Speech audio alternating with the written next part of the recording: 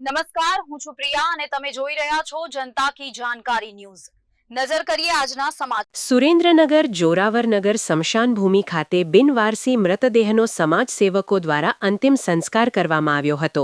વધુ વિગત મળતી માહિતી મુજબ તારીખ 6/3/2026ના રોજ જોરાવરનગર ખાતે આવેલી ઉપાસના હોસ્પિટલ નજીક એક બિનવારસી હાલતમાં મૃતદેહ પોલીસને મળ્યો હતો।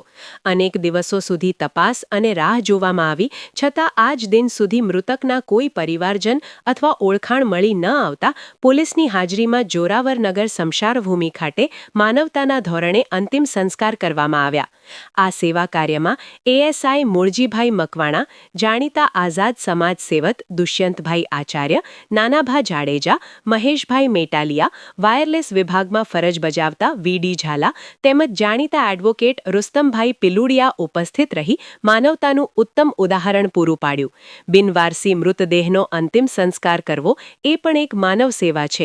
સુરેન્દ્રનગર રિપોર્ટર મહેશભાઈ ઉતેરિયા। નમસ્કાર। આજ રોજ તારીખ 15/3/2026ના રોજ જોરાવરનગર સ્મશાન ભૂમિ ખાતે એક બિનવારસી મૃતદેહનો અંતિમ સંસ્કાર કરવામાં આવ્યો। તારીખ 6/3/2026ના રોજ જોરાવરનગરની ઉપાસના હોસ્પિટલ પાસેથી આ ડેડ બોડી બિનવારસી હાલતમાં પોલીસને મળી આવેલ હતું અને આજ દિવસ સુધી ગાંધી હોસ્પિટલમાં આ બોડીને રાખવામાં આવ્યું હતું। કોઈ પણ એના પરિવારજનોનો સંપર્ક નહીં થતા આજે બિનવારસી હાલતમાં જોરાવરનગર સ્મશાન ભૂમિ ખાતે જોરાવરનગર પોલીસ મથકના એએસઆઈ મૂળજીભાઈ મકવાણાની હાજરીમાં આજે આ અંતિમ સંસ્કાર કરવામાં